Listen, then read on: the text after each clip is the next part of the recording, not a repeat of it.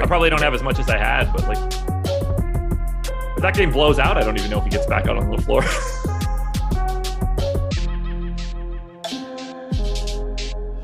And we are live. Welcome to the NBA Strategy Show. It is Tuesday, November 9th. I am Josh Engleman. I am joined by Adam Scherer. We are brought to you by No House Advantage. We have all the time in the world today. 3-game slate. This should be a pretty easy one for us to get through, but I'm happy because we do get to dig in a little bit more than we normally do. Before we do anything, hit that like button, subscribe to the channel, hit the notification bell so you know when everything goes live. We've got some time ahead of us. Adam, how are you? How did your Monday go? Not too well. Basketball was just whatever. I wasn't having a good night regardless. Football sucked. I was winning a King of the Beach qualifier with 2 minutes left. I was making a decent amount of money. And then Justin Fields decided to just run, just carry them down the field. Like I had Mooney, but I got caught by a Fields team on the touchdown and the extra point. I think I ended up losing after his final drive. I think I ended up losing by like 0.5 of a point or something. So that hurt and was not a lot of fun. No, that seems like it would be not a lot of fun. I didn't have nearly enough of anything good last night. Luka was terrible. I started watching that. It was like he wasn't even involved in the offense in the second quarter. I was like, oh, this should go really well. Trae Young was good. I was happy about that, but no surprises. Andre Drummond smashed. Yeah, he started out kind of slow. I was just like, oh man, yeah. Twitter's gonna be a nightmare tonight if this keeps up. But and even his slow start, it was just like, all right, he's got like 10 through 9 minutes or whatever. He's on pace for like a median projection game that was going to like light people on fire, and then it didn't matter at all. He just nuked everything. Yeah, that was kind of that's kind of the thing that like reinforced why he was just necessary. Like I was looking at him after the first quarter, like, oh man, Drummond's gonna 7x his salary, and people are gonna not shut the hell up about him not being a good play. Like if 7x is like your definition of him failing. Yeah, you didn't need much. And well, I mean, we're obviously going to talk about him again. People are going to be surprised to hear that he's just as good of a play at 7,700 and 7,200 today as he was yesterday. Like not just still the over. Good. Well, yeah, you know what I mean. I mean, at the every $100 we go lower than this is just like more obvious, but it's still just the most obvious thing you can do today either way. Yeah, I was talking to somebody on Twitter last night that I interact with a lot. Tweeted that DraftKings had finally priced Drummond up for today, and that he was impressed that they actually moved relatively quickly. And I looked and I was like, up is pretty relative here. He's like, do you not think that's a good price? I was like, no, I don't. I think it's not close. Like he can it's at least possible for him to fail now, but no, he's still like $2,000 underpriced. Yeah, I went through it on the process shows. Boom score when I just ran it quickly for me was still like 65%. Right. He was over, his median projection was over his 5x plus 10 mark. It didn't really take much at all to see that he was very clearly going to be the best option. And not only that, but there is no value to speak of on DK today. It is really difficult pricing. We're going to dig into that. We have a ton of time to do so. I'm going to hit you guys with the schedule right away. That way we can just dive in and talk basketball as much as we possibly can. NFL First Look show will be coming up immediately after this, 11 a.m. We've got the NHL Strategy show coming up at 2. We've got the No House Advantage NBA show at 3. We've got the PGA Strategy show coming up at 4. And then Lock is a half hour later today. So 5:30 p.m. NBA Deeper Dive, 6:30 p.m. NBA Live Before Lock. Just a 3-game slate. Adam, have I mentioned to you how big tomorrow's slate is? 13 games. Yeah, you didn't mention it. I just happened to see it. We might just want to start the strategy show for tomorrow now. Well, and I'm getting my COVID shot today, so hopefully I'm not like sick tomorrow. Yes, that would also be helpful. 13 is too much. That's not a fun NBA slate at all. You ready to dive in, talk some basketball? Yep. All righty. Well, here we go, everybody. Kicking it off, 7:30 tip-off. The Milwaukee Bucks with no Chris Middleton, no Brook Lopez, no Dante DiVincenzo, taking on the Philadelphia 76ers, 222 total.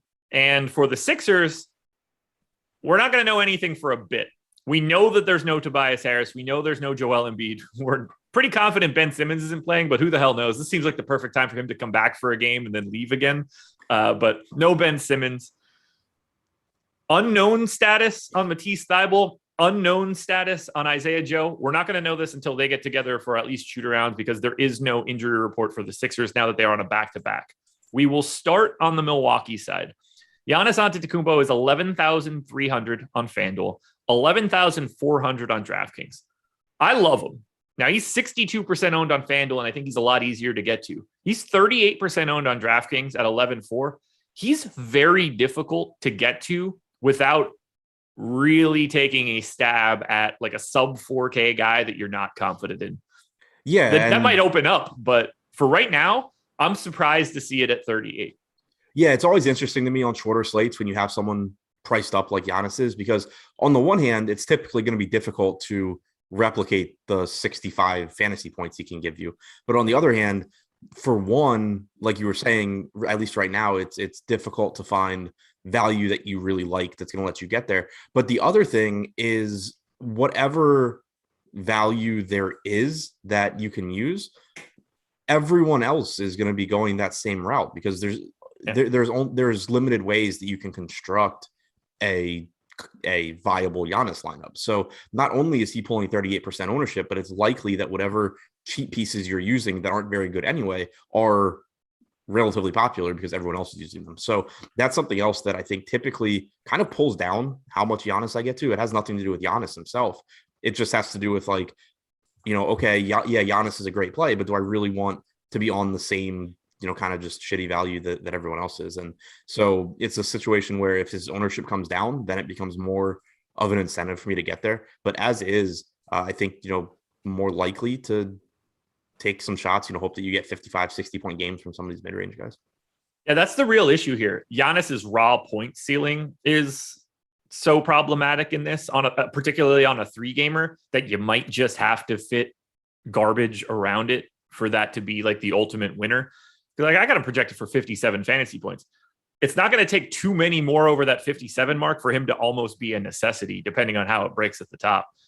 On FanDuel, I think it's a different story just because there's more value. 62% owned. I actually have more than that right now off of my first crunch. So I'm happy to get to Giannis. DraftKings, you're going to need some help to get to him without having just a very comparable construction to everybody else. We got more people here. Drew Holiday, 30% owned on FanDuel and on DraftKings. He's 6,800 and 6,400. That's a price tag I like a lot, especially if he's going to be able to play a couple extra minutes today. I got him in for 31. Bobby Portis is pretty aggressive chalk, 53% owned on FanDuel, 49% on DraftKings, where he's 5,400. I do like Bobby Portis. He showed up pretty heavily for me. He was in my top 10 for contenders. I'm finding it a little bit easier to actually get away from him. I'm liking getting to John Collins a little bit more ahead of him, but Portis does look like a great value, as a point per dollar play. I think he is one of the 3 best guys you can get to from Milwaukee. Yeah, I think Portis still looks really good. He moved into the starting lineup last game. He played 30 minutes against Washington. He's over a fantasy point per minute guy. I had close to 100% last game. I don't know if I end up going that crazy here, but I think he looks really good. Like, it's just barring foul trouble or anything like that, they're still shorthanded. So there's still plenty of minutes available for him. He's still better than anyone else that they would use. So I think he looks good. I'm with you on Holiday. 6,400 on DraftKings, played about 30 minutes last game. I assume he plays a couple of more minutes today. So he's a little bit underpriced. I think those pieces are just going to be a lot easier to get through than Giannis without having to, just force them in. And then you can even look to guys like Grayson Allen at 5,100. He played another 34 minutes last game. So like, it's not, I don't feel great about Grayson Allen, but for example, if you're not going to Bobby Portis and you need another you need a 5K piece, Grayson Allen makes some sense. He can certainly get hot from 3. Here's why I can explain how difficult it is to get to Giannis. George Hill's 20% owned on DraftKings at 3,600. And he's George Hill, a terrible per minute fantasy guy who will play 26 to 32 minutes, depending on how this game is breaking. Yeah, I mean, he played 33 against Washington as a starter. Yeah. That was just a weird game in general. like they seem to be pretty firm into semi now. Was Rodney Hood available for that game? As far as I know. Okay, so he just didn't play. Yeah, it seemed like Robinson is ahead of him. Well, Robinson played 7.5 minutes. So Yeah, like that was another spot where I was just like, okay, Jordan Nwora back down to 13. Like I had trouble parsing out what I think, what I wanted to take from that most recent game from the Bucks. Do you assume Portis starts again? Yes. Okay. Thanasis dropping to 6 minutes was the only thing really surprising me from that rotation. Yeah, that's fair. What's your expectation on George Hill minutes? 28. Okay, yeah, we're on the same page there then. It's a tricky team right now. I'll bump up Portis here. I think I need to give him 2 more minutes. That's neither here nor there, though. Connaughton, obviously, like a value play that you can get to at 4,200. You get the benefit of the shooting guard, small forward eligibility. Let's talk about it like this, because I think this is something that people probably get curious about on a small slate. Who would, like, I think we probably look at it the same way, but I see Milwaukee having 6 guys that I will roster. I'd be surprised if I had Semi Ojeleye, Nwora, Thanasis, Rodney Hood if he's back in the rotation. I think Giannis, Drew, Portis, Allen, Hill, and Connaughton are like your player pool from Milwaukee. Would you expect to be getting any of those other guys? I'd be kind of surprised if I get the Connaughton, but he's at least, I agree with you, like he's at least playable at 4,200. But yeah, he's my least favorite play of the Bucks, but he's certainly he's got to be included in the can be in my lineups list. Yeah, I'd be surprised if I got to any Nwora, Semi, Thanasis, Robinson. Okay. So I think people look at this sometimes and they just like it's always like a who's in your player pool or whatever. We're not making those sort of exclusions, or at least I'm not, generally speaking. But in this case, I think drawing the line in the sand of guys that are probably going to play 28 or more minutes, everybody else. And that makes it a little bit easier. Do you worry about, and I don't want to say worry about blowouts because that's not what I mean, but on a 3-game slate, does that make you more likely to get to someone like, say, Semi in a situation like this at 3,100 where he could fall into extra time at the end of a game? And that's like the difference between 18. Well, he's not the best per minute guy, so he might not be the best example, but like the difference between 18 to 22 minutes on a 3-gamer is so different than it is on a 13-gamer like tomorrow. No, because, and you kind of hit on it, he's not projecting well enough at his 18 minutes for him to really get into lineups. Like when you build lineups, like part of the reason, and I don't want to get too bogged down in this because there's a million different ways to do it. There's no right answer, but the reason that you're using some sort of randomness or whatever in Fantasy Cruncher is to account for the fact that yes, he's projected for 18 minutes, but some games he's going to play 22, 23. If his projection in those 18 minutes is high enough that 22 minutes starts getting him in the lineups, he's going to get into some lineups for me. But when you talk about someone that produces like Semi, no, probably not. And I'm certainly not going to start adjusting his projection just to extra cover the chance that he plays 4 more minutes. Yeah, I guess like someone like Gorgie Jang on the Atlanta side, if he were still playing like the normal backup center rotation, where it's just like, okay, this guy becomes more valuable on a 3-game slate than he is on a 9 or 10-game slate because he can directly get those extra minutes. And every one of those extra minutes just has way more utility when it's shorter, but he's also a bad example. Yeah, but like Drummond is generally already priced up a bit into that, where these guys are probably like that low 3K type guy. What? I'm looking at it more from, what'd you say? Paul Reed is 3,300 on DraftKings. I mean, does he play? I'm saying he's the example that you're talking about. Oh, I got you. I see what you're saying. Yeah. All right. We're on the same page now. We're on the same page. Let's move it over to that Philly team. Do you think we're getting, I mean, I don't think you have much of an opinion here. Do you think we're getting Thibault or Isaiah Joe back? I have no idea. Okay. That injury report's supposed to come out at 1:30, so we'll see. Yeah. And even then, like, I don't even know if Philly has to be on it because of the back-to-back. No, I mean, the back-to-backs are supposed to come out at 1:30. Oh, are they? Yeah. Is that new for this year? I felt like it was always 3:30. Yeah, it's the whole injury reporting thing's new for this year with the 1-hour updates and all that. Yeah, I forgot about that. Which is part of the reason that, knock on wood, so far we've had extremely good injury reporting. Yeah. How many people are in the Philadelphia rotation today? 8. I just don't know which 8. So, assuming it's the same as yesterday, is it still 8 to you? Yeah, I mean, I projected 8 yesterday. didn't think that anybody else was going to play. I didn't project like the starters to play. Well, I had Maxey at 40, but I didn't project 40 for like Korkmaz and Curry. But I still thought that only 8 guys were going to play. Like, I didn't think Bassey, Henry, Springer were going to play. I thought Bassey was the most likely to play. I did give him, I think I gave him like 6 minutes because I did not get everybody up to the 38 to 40 range they ended up playing. So at some point in time, I just ran out of minutes. I also had Paul Reed in for significantly more than the 4.9 that he played. Can you go to him today? To Reed? Yeah. I think so. I mean, a lot of this, again, it's going to depend on who's active because, and I saw someone mention this in chat, said that the Sixers were going to rest, at least a couple of guys. I think that's possible / likely if they get guys back. If they can't rest anybody if they don't. Right. Yeah. If Thibault and Joe are out, they're not resting like Korkmaz. They can't. No. Danny Green would be the only guy I wouldn't be surprised if he sat. Who'd you say, Green? Yeah. Yeah, that's what I was going to say. But yeah, like they can only do so much. But if you get Thibault back, if you get Isaiah Joe back, it wouldn't be surprising for them to say, oh, and by the way, Danny Green and Korkmaz or something are out. Yeah. But assuming that we just have the same guys as yesterday, I think Reed at 3,300, and I mentioned this on the other side, he's the kind of guy where he at least projects well enough that he'd get into some lineups and then he would potentially benefit in blowouts or foul trouble or stuff like that. Because I'm still not going to. I'm not going to project all the starters for 40 minutes again on the second half of the back-to-back. Like, I'll still project them for heavy minutes. I'll use a similar projection to what I did yesterday. But yesterday, I think I had Reed at like 16 or 18 minutes.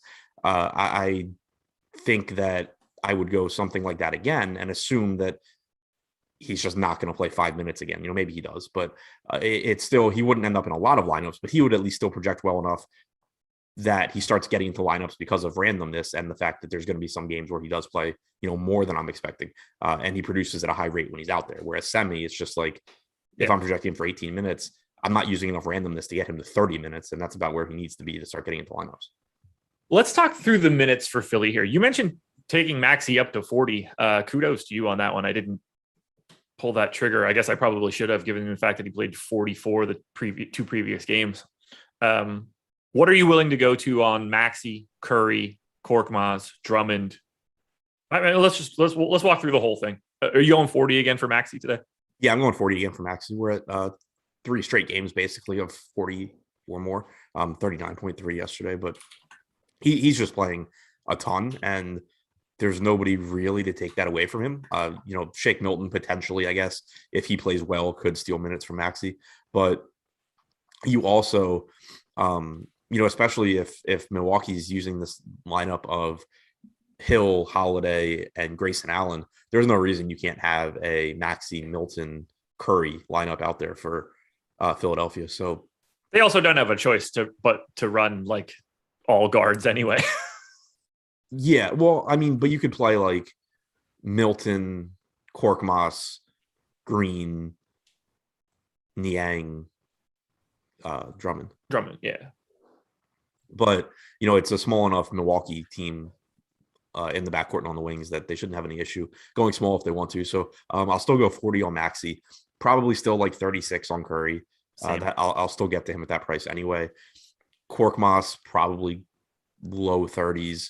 Niang played 25 minutes last night. I probably give him a few more minutes, at the expense of Korkmaz. Milton, I'll give a few more minutes to, because again, he played pretty poorly, only played 22 minutes. I think there's a path to more. That's what was really crazy to me. Shake Milton was playing like shit, didn't play as many minutes, and Paul Reed still wasn't on the floor. Yeah. I mean, they basically ran a 7-man rotation yesterday. Yeah. Paul Reed played basically for 4 minutes, and then it was 7 for the rest of it. Yeah, I'm not going to project that. I'm definitely going to project an 8-man, though.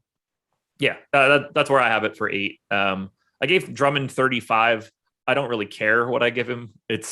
He's just getting jammed in at this point. 58% owned on FanDuel, 59 on DraftKings.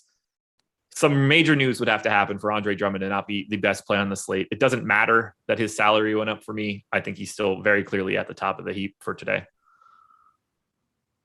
He's just like, I got him at a 62% chance to hit 5x plus 10 on FanDuel. Dude's insane. Insane. I got him at 50 fantasy points on DraftKings for today. He's 7,700. Yeah, same boat. Even if you take a few minutes off, like, and that's another way, that Reed potentially gets more minutes is if Drummond, instead of playing 38, plays 33 or 34, you would think that a couple minutes go to Reed. But even if you give him like 34 minutes, he's still projecting for, 45, 46 DraftKings points. You don't find median projections like that at $7,700. No, you do not. Everybody on Philly is on the table for you, correct? Yes. Everybody in the rotation. Yeah. Yeah. Okay. If Reed's getting ownership, I'm certainly not going to look to go there, but sure. And I'm not really going to look to go there anyway. But like, if he's low owned, he at least becomes somewhat appealing as long as there's no good value on the slate. Let's start ranking these Philly guys. Drummond is at the top. I think we're both in agreement. Who's your second best guy here? Is that Maxey? Yeah, it's close between Maxey, Curry, and Korkmaz. I think it's Maxey because of I just feel more confident in his minutes. I still really like Curry, though. He was virtually unowned yesterday. I thought that was a pretty big mistake by the field. Ended up not mattering, which was really frustrating because he played 41 minutes too. But like Will Barton being 5 times his owned as Curry yesterday was batshit crazy. It worked out for the field, obviously, but I thought that was pretty horrible, honestly. So I think Curry probably goes under-owned again today. His usage has been up this year without Harris and Embiid. That's not surprising. But even going back to last year, he has like a 22.5% usage rate without those guys on the floor, and he's one of the most efficient shooters in the league. So even if he loses a little bit of efficiency with increased usage, he's still basically a fantasy point per minute guy without them on the floor. He's 5,900, probably playing at least 35 or 36 minutes. I like him a lot. And then Korkmaz, he's also a fantasy point per minute guy without them on the floor. He is likely to play a bunch of minutes again at 4,900. So Drummond, Maxey, Curry, Korkmaz, I think are the guys that I'm comfortably building around. And then, Shake Milton still has a path to success. Same for Green if he plays, same for Niang. And then Reed is a very distant 8th. This Philly team is crazy. Great matchup for them too, in a weird way, because you're just not getting, you don't have Chris Middleton out there defensively. You don't have Brook Lopez anchoring in defense. Like, you can get at, you got 30 minutes of Bobby Portis. I like this spot more for Drew, just knowing that it's Tyrese Maxey and Shake Milton and Seth Curry on the perimeter instead of like real talent. So this is going to be a bonkers game. If Isaiah Joe and or Matisse Thybulle are available, that pretty much just removes Reed right out of the gate, right? And if they're both available, where it's probably a 9-man rotation. Yeah, Thybulle's the big one because if he comes back, Philadelphia becomes a lot messier because not that he's going to do a lot offensively, but he was playing, mid 30s in minutes. And if you just insert that into this rotation, then you're kind of pulling back everyone else. Reed probably wouldn't play. And if he did, it would probably be very little. But you would also probably have Korkmaz coming back to around 30 minutes. You'd probably have Maxey coming back to, 34, 35, somewhere in there. So if Thybulle comes back, then Philadelphia still is appealing. They're just not as shorthanded and therefore don't have to play as many minutes. Anything else you want to touch on from Philly? Nope. All righty. Wow, JaVale got 26 minutes last night. Wish it mattered. I just wish I got to dissect these games 24 hours after they end, like chat does. Oh, yeah. 12 hours after they end. Yeah. This will be fun. I'm going to enjoy what I'm about to do. Boop. Let's do that for 5 minutes. That'll be a good time. Sponsor today, No House Advantage. It's a 100% peer-to-peer prop contest-based system. There's over 500 player props offered. All new users can get a $25 deposit bonus with the promo code Awesemo. You can mass enter. There's big prize pools. All you got to do is beat your friends, not the house. You don't got to worry about the house. You're just picking overs and unders. We have No House Advantage projections and optimal lineups free on the website. They'll give you all of the goods that you could possibly need. You can download the app in the App Store or go to nohouseadvantage.com in order to check it out. I am pulling up No House Advantage right now, Adam. I'm going to hit you with a prop or two. I want to know what your thoughts are. I will do my best to focus on the only game we've talked about so far, which is the Philadelphia 76ers. So let's start here. Drew Holiday, over under 19 and a half real points. Under. That one scares me. I agree. I have it at 18.1. We do see Drew get a pretty big usage bump when there's no Chris Middleton on the floor, no Brook Lopez, no Dante DiVincenzo heading back to last year. But I would also take the under. Now, as we continue, we'll give you one additional from Philly. This one, I think, is probably the easiest one. Over under 12 and a half rebounds for Andre Drummond. Over under how many rebounds for Drummond? 12 and a half. Over. Yeah, I have his points over that mark. They have his points as two higher than his rebounds. I think Andre Drummond is significantly more likely to have more rebounds than points today. So I went to Drummond. Yeah, I wonder how many minutes I would have to. What was it, 12 and a half? 12 and a half rebounds. Yeah, I think if he plays more than 26 minutes, you're good there. I have him at 18.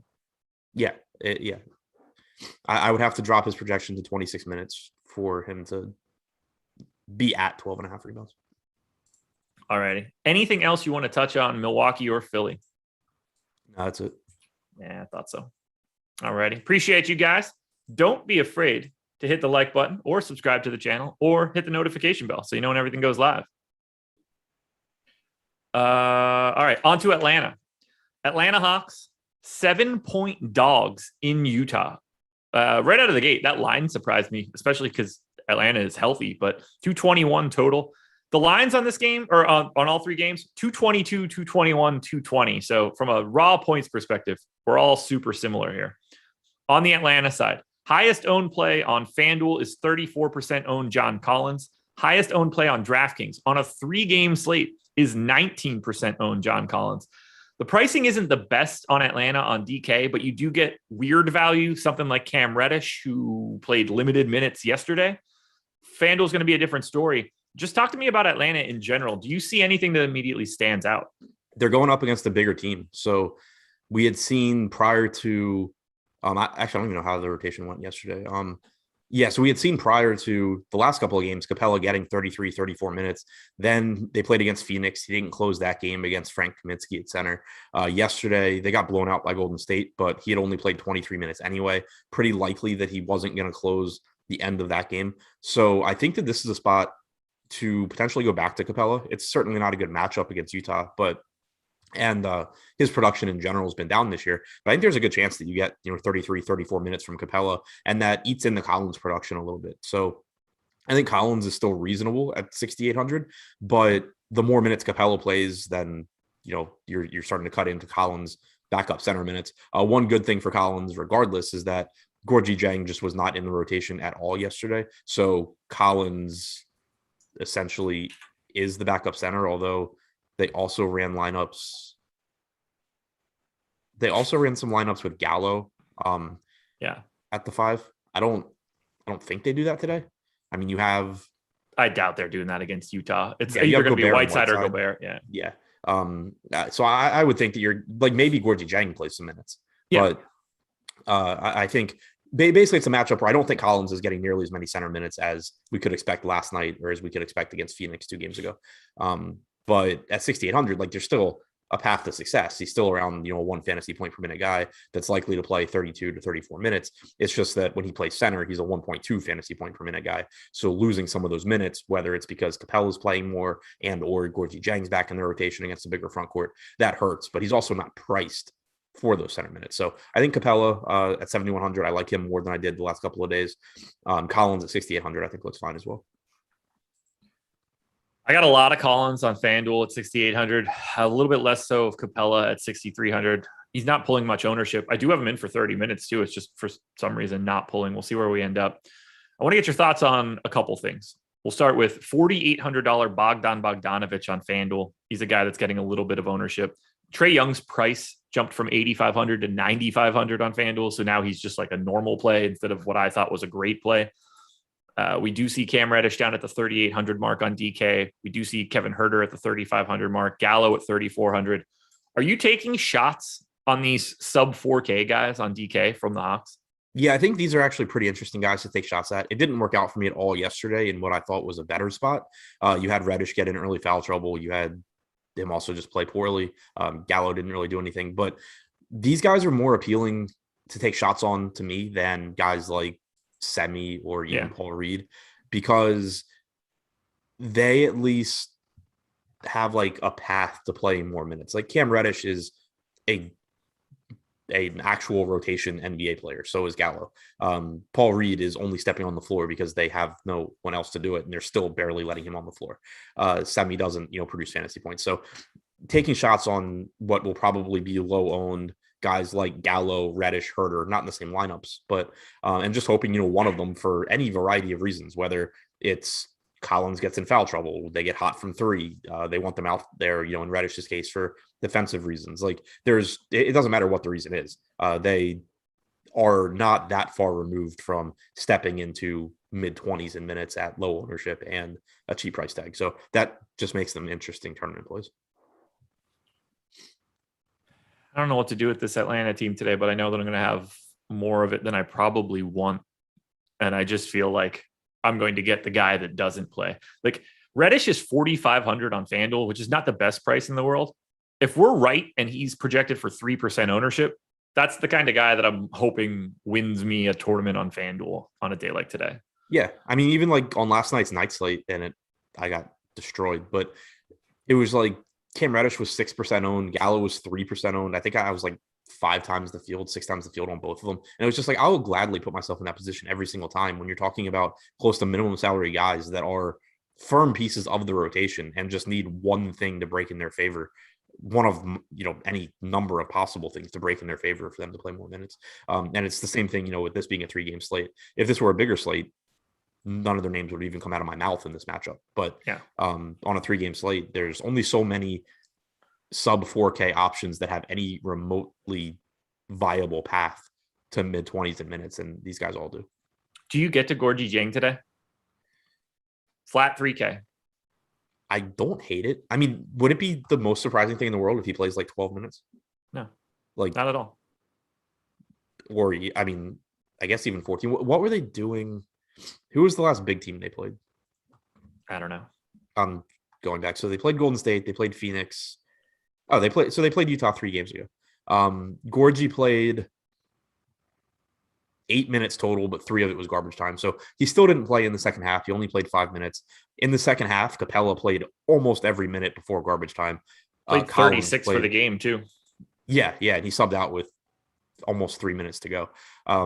Collins played backup center in the second half for the couple of minutes that Capella wasn't out there. So Jeng was in the rotation for that one, still didn't play a lot.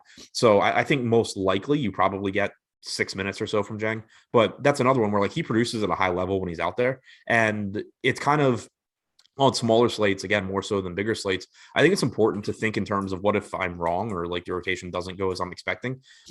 If I think the most likely thing is Jeng plays 6 minutes or so, there's going to be times where he's just still not in the rotation. He plays 0, okay. But there's also going to be times where he ends up being the backup center here. They go into this game and say, hey, we're going to use Gorgie Jeng as the backup center.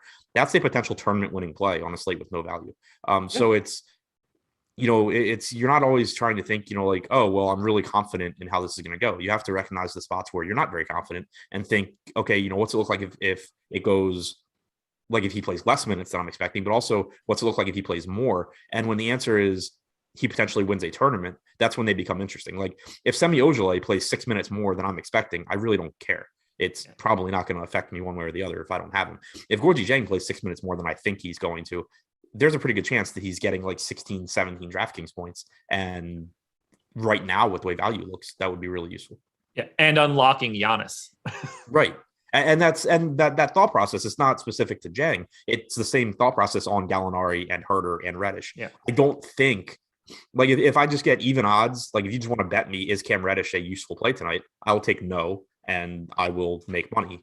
If this played 1,000 times, but no way, dude. That's the Sean V special where you tell everybody the 95% likelihood scenario that's going to happen and think that that's like a hot take.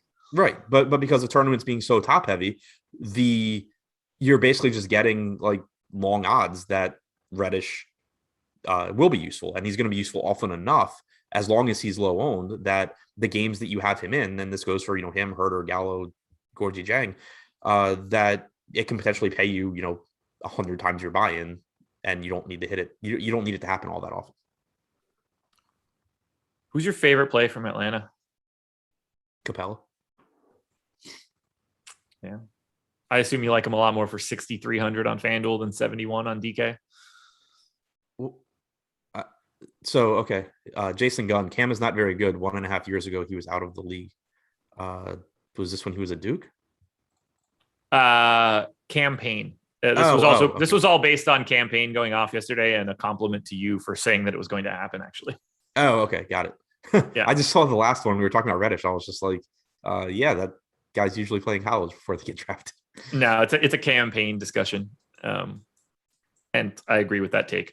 I wouldn't say that he's not very good. I would say that he's like average-ish, but way better than he was when he wasn't in the league any longer and shitty teams. I think he's improved a lot. Yeah. And I did actually have him in like my best lineup yesterday. Nice. That would have been a really nice like called shot. Yeah. It wasn't like it ended up not being remotely close, but I looked at it like it was my best lineup going into the late games. I was like, oh God, I have 12 minutes of campaign. And then he scores like 25 in the first half. What was your question? No, I missed it. I don't know. Did I have one? No, I don't know. I just got completely sidetracked by chat. I don't know. Let's go to Utah. I appreciate that we're about to go on a 3-game slate and go straight up to 11 o'clock, though. That's going to be fun. We're going to be short on time for the 3-gamer. On the Utah side, this one's kind of easy in that it appears everybody is healthy, at which point we know exactly what we need to do for a Utah rotation. Most popular play to me is going to be Donovan Mitchell, who is 8,700 on FanDuel. I'm surprised he's only 32% owned, but it seems about right to me. Talk to me about Utah, because I don't know how to lead you into any individual Jazz discussions.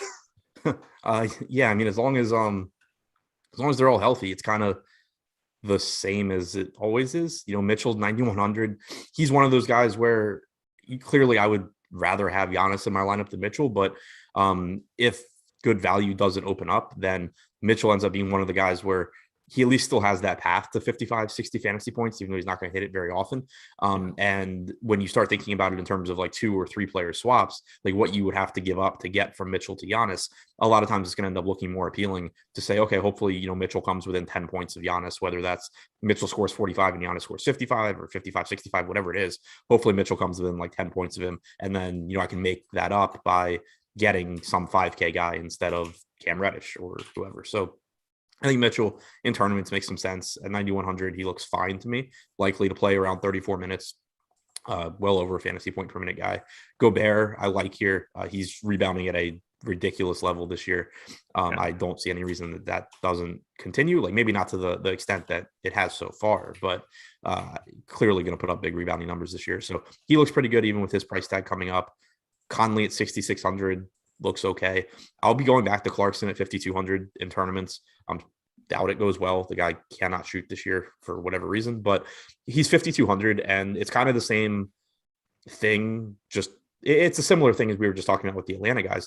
Clarkson on average is going to play around 22 or 23 minutes, but games where he is actually scoring, which are the only games that you really care about if you have him in tournament lineups, because if he's not scoring in his 22 minutes, doesn't matter if he plays 4 more. But where he is scoring, there are minutes available for him and he's going to shoot. He's got almost a 30% usage rate this year. So the upside's still there. It's not super likely to work out, but when you look at like him or Joe Ingles, for example, I'd rather go to Clarkson just because I think he has more just blow up games than Ingles does. Yeah. Bogdanovich in that price range as well is not comparable to Clarkson in terms of usage, but I think comparable in the sense that he plays the most minutes out of Clarkson, Bogdanovich, and Ingles, and he certainly can get hot from 3 and give you 35 fantasy points too. What are you doing with Royce O'Neal? I can pretty clearly get away from him at 5,400 on FanDuel. 4,400 on DraftKings probably opens him up a little bit more than you want on a 3-gamer. I doubt I get much. He's just shitty. Yeah, like doesn't produce. He's not even playing a ton. He's DFS shitty. Let me be clear. I like Royce O'Neal as a basketball player. Yeah. DFS shitty though.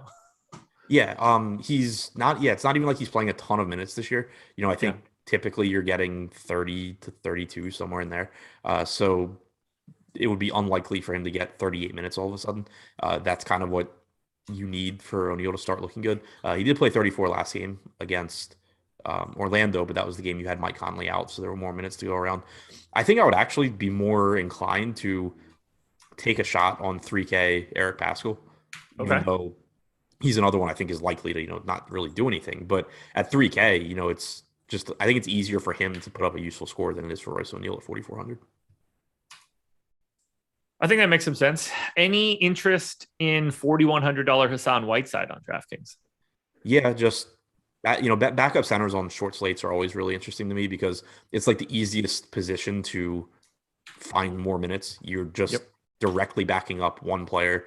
If Gobert gets in foul trouble, rolls his ankle, whatever, Whiteside is immediately turning into like one of the best projected plays on the slate. So going to the backup center always is appealing to me on short slates. And it's not like he projects horribly anyway. If you get 16 minutes from Whiteside at 4,100, there's a pretty good chance he's giving you around 5 times his salary anyway. Yeah, it's a good. These are the kind of spots where you're happy to get to. Well, I don't know if happy is the right word, but like you're okay with getting to him because there's a mechanism for success. Where should that extra bracket be? Right here.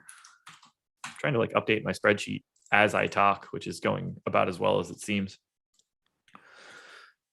Do we need to talk about anything else here? Like, Utah is the hardest team in DFS to talk about, even on a 3-game slate. Like I think the ownership tells the perfect story for the Jazz. I'm going to read it off for DraftKings. It doesn't even matter whose name I mentioned for it. 18, 15, 15, 18, 11, 12. Like, that's Utah.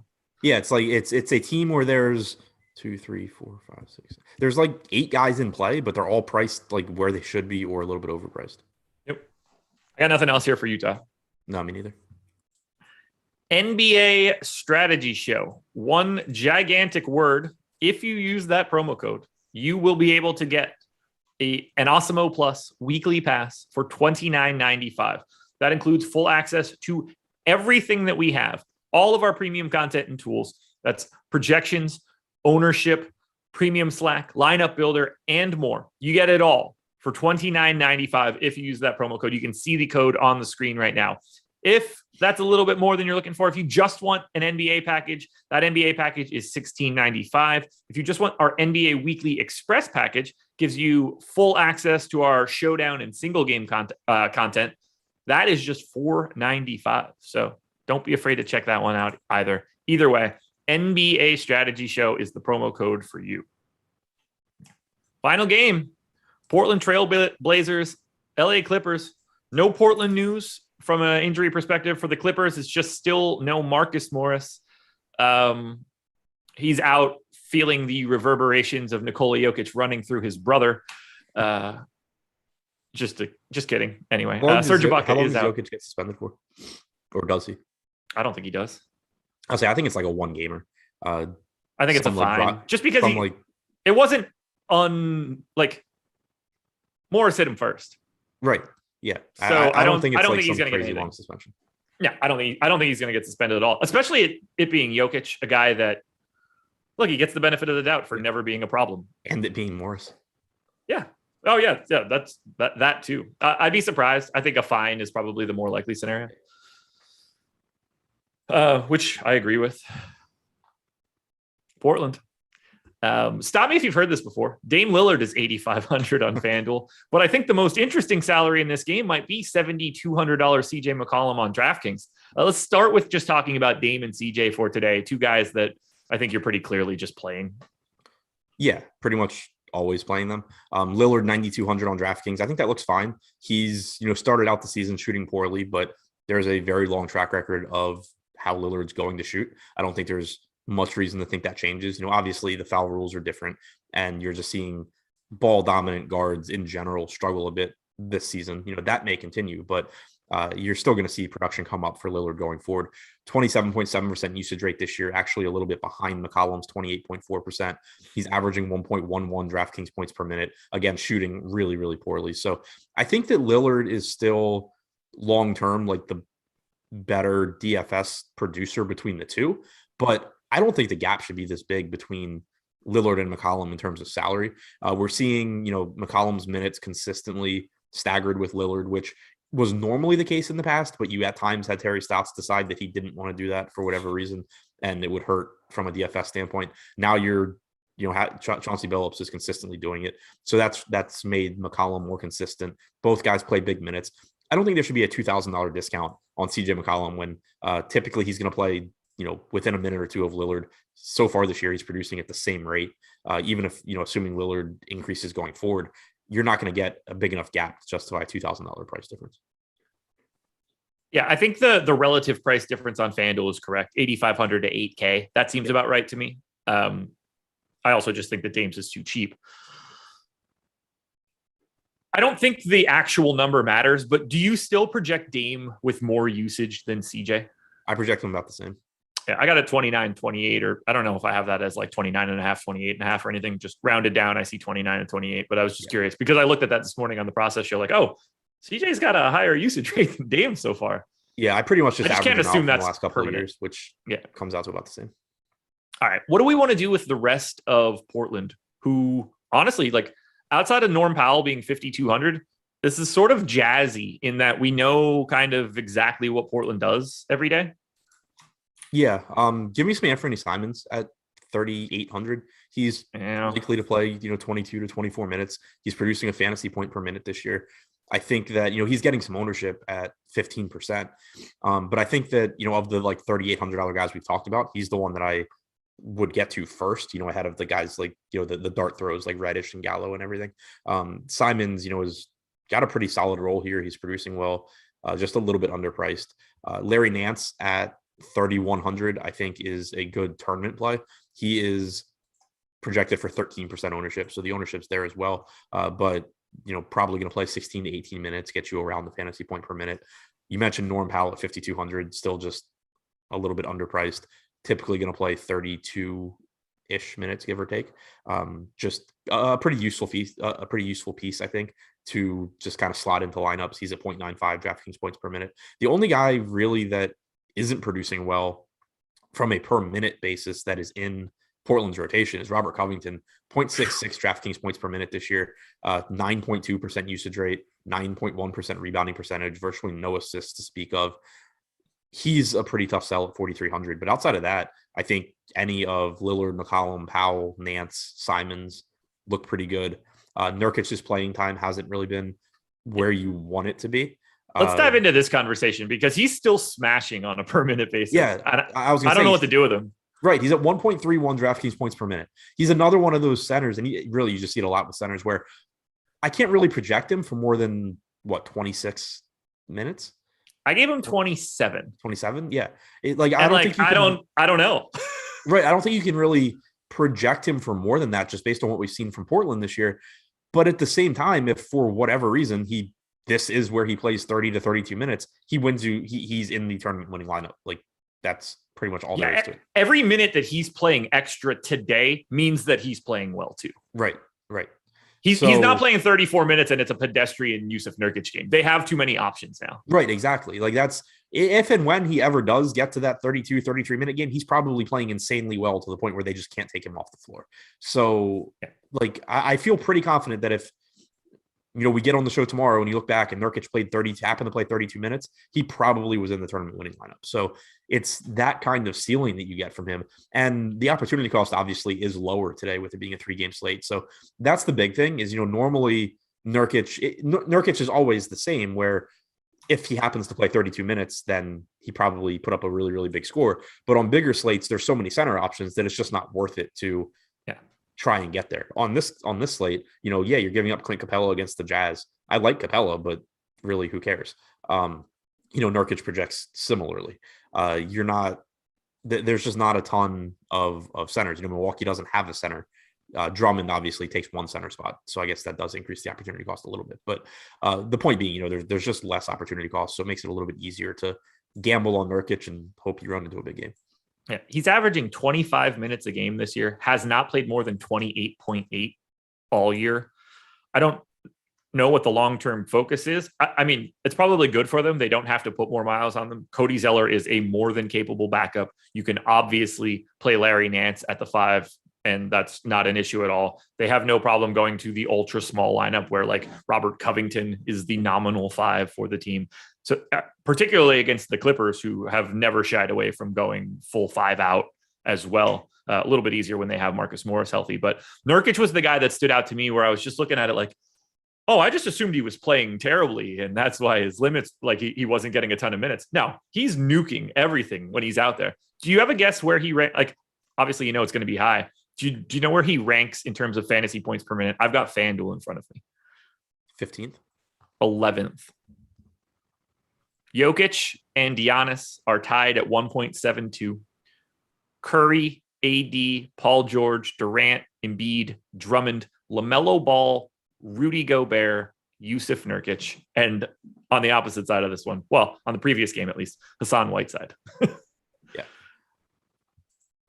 Wild stuff for Portland. Let's close it out with the Clippers, unless you have anything else for Portland. To I guess, answer a question in chat.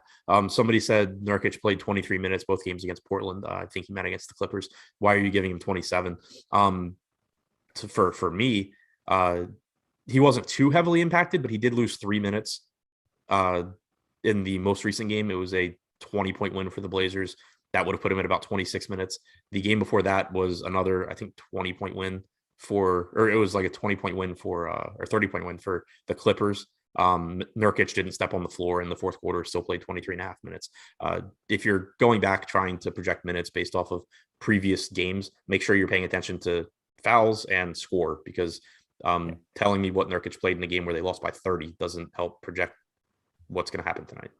I'm also never going to set a minutes rotation based on the average of 2 games. Well, I mean, there are situations, especially with centers, where you, I think, can do that. Yeah, but you're not like just drawing a line and saying like, oh, it was 23, it must be 23. Like, right. But no matter what the scenario is, I'm not looking at only 2 games. That'll help me knowing what else is on that other team. Like that's certainly an indicator, but I can't look at that and be like, it was 23. How could it be 27? That does not compute to me. Right. But like, okay, for example, like with the Hawks, whenever they're playing a small team, I'm taking like 4 minutes off of Clint Capella's minutes projection. That's different for this is what they do when they go small, not this is what they do when they play the Clippers. Well, right. But you can extrapolate that to, and you know, not the right example because it's the Clippers, but they go small against this team. They can go small against this. They have gone small against this team. Yeah. Like, and again, that's not the conclusion we're drawing here, but that's why I do, like, I think there are times where I could look back through 2 games in this matchup and say like, okay, like I should shave a couple of minutes off of Nurkic based on what they've done. I think it's likely to do it again. But those games were just 20 and 30-point losses or wins. I don't have the dates in front of me, but like this is also in a different situation because for the past 3 games, Ivica Zubac is now playing a lot. Right. Previous to that, he was not playing a lot. Yeah, and the more he's out there, the more I think Nurkic is likely to be out there. Yeah, I agree with that too. Closing it out with the Clippers. 10:54. Yeah, we are running up against it. This is fantastic. And to your point, actually, I have the October 29th game in front of me. So like Nurkic didn't really play down the stretch of the second quarter, but the closing lineup for the Clippers in the first half was Luke Kennard, Reggie Jackson, Eric Bledsoe, Paul George, Nick Batum. There you go. And then you die. Clippers, Paul George, about 30% owned. Reggie Jackson, about 30% owned. Terrence Mann, 20 to 30, depending on the site. Then we get into Batum, Kennard, Zubac, Bledsoe, all 15-ish% owned, except for Zubac's on FanDuel, where he's probably not that great of a price given everybody we've talked about. What are you doing with the Clippers? I was going to comment in chat. It's easier to just say it though. I haven't paid attention to it this year. This is Utah blowout related. Somebody said they were concerned about the blowout there. I haven't paid attention to it this year. But if you're concerned, if you're hesitant to play guys from that game because you think it's going to blow out, even without getting into whether I think that's smart or not, go back and see what Utah's done in blowouts this year. Quinn Snyder historically has played his starters actually pretty deep into the fourth quarter in home games during blowouts. That's just something that over the years is pretty much always been the case. So I haven't paid attention to it this year, but check that out before you make some decision on what you're doing with Utah tonight. As far as the Clippers go, Paul George, I think, looks great. He gives you a little bit of a discount off of Giannis, which is pretty valuable on this slate. He's averaging like 1.5 DraftKings points per minute this year. So, not Giannis levels of production, but certainly in the ballpark. 1.44 DraftKings points per minute, 33.5% usage rate. Really, really good to see. Not a bad matchup here against Portland. So I think he looks good. You're getting a ton of minutes from Reggie Jackson. The Terrence Mann, Nick Batum, Luke Kennard trio, kind of just a hot hand situation. I'm interested in Bledsoe at 4,300. He's averaging around 26 minutes per game, I believe, but he's another one. When he plays well, he can find more minutes. And I think that at 4,300, there's upside for him. Yeah. Even though he hasn't been great this year. 0.86 DraftKings points per minute. If he plays 24 to 26 minutes, you're talking about just like a serviceable game at that salary. But if he's playing well and happens to play a few more minutes, then he's going to look really good. So I think any of, him, Jackson, Nan, Kennard, Batum, sort of just like rotating through those guys. And then you had mentioned that Zubac's playing more minutes now recently. That's been good to see. He's 5,300 coming off of a game where he played 28 minutes against Charlotte. I expect similar playing time from him here. I think, both him and Nurkic end up in that 26 to 28 minute range, barring foul trouble or blowout. Serge Ibaka being back makes him, I think, a little bit riskier, but Ibaka only played 8 minutes last game. Hartenstein played 11. I think first you see Ibaka take away Hartenstein's minutes before he starts cutting into Zubac's. We just got a super chat that we can touch on before we head out of here. Would you play Giannis and Paul George in the same lineup? I don't know if you can. I would love to. I don't know that right now it's like you can make that lineup clearly. I would imagine it's miles from an optimal. Yeah, I mean, so like on DraftKings, that leaves you with $4,683 per position. Let me hit you with this. I have my optimal at 291.3. Yeah. If I lock Giannis and I lock Paul George, where the hell did he go? Oh, he's only small forward on DraftKings because life is stupid. If I lock them both, I go down to 274. So I'm giving up 17 fantasy points to get both of those guys in my lineup. But go with what you were going to say. There's two problems, and I noticed them immediately when I started trying to build one by hand. First is that when you just put in George and Giannis, it leaves you $4,683 per position, which on a slate that's lacking value is not great. The second and possibly bigger problem is unless you're planning on not playing Andre Drummond, now you're down to $4,080 per position once you put him in, and things get pretty ugly. I mean, you can put in Simons, Reddish, whatever, but they're just not going to open the door for you to really get to any other pieces that you like. Yeah, it becomes impossible. And Drummond is in that lineup that I dropped down from. And after that, you're getting Larry Nance and guys like that, and it becomes a problem. So if you can play them and if value opens up, yeah, of course you want to do that. Yeah, but like if you a 17-point haircut, we are basically at the edge of a lineup that I could even get to. Right. Yeah. Like if the question is like, would I like to? Yeah, I would love to, but I think it's going to be really tough, at least the way things look right now. Deep dive later today. Yep. Easier one to write today, I'm sure. Although maybe not. Maybe you got to talk about too many people now. Yeah, those are always tough. But yeah, I mean, I have to keep it short because I'm getting the shot this afternoon too. So like I won't be home. Yeah, a little bit different on FanDuel, Team McBee. I defaulted to DraftKings there. I just assume DraftKings questions are all the time. 5:30 to 6:30, deeper dive. Adam will be back. Thank you guys for joining us. Please hit that like button on your way out the door. NFL First Look coming up next. Good luck, everybody. Win some money. We'll see you tomorrow.